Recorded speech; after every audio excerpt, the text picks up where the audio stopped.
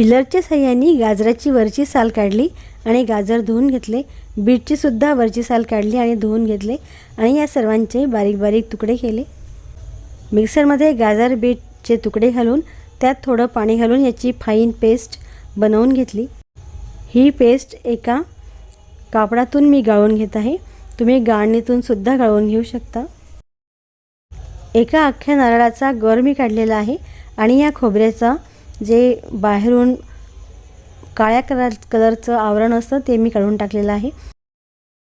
3 चमचे गूळ घेतला आणि 1 पेंड खजूर घेतलेला आहे। आपल्या आवडीनुसार गोड कमी जास्त करता येते। 3-4 काजू 3-4 बदाम यांचे काप बनवून घेतले।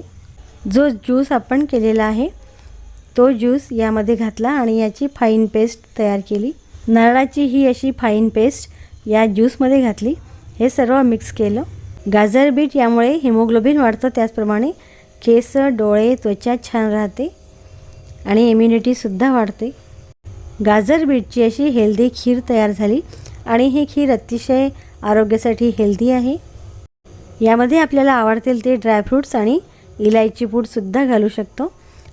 अगदी लहान मुलं, अगदी वृद्ध माणसे, त्याचप्रमाणे कुठल्याही प्रकारचा आजार असला तरीही ही खीर अतिशय उत्तम आहे।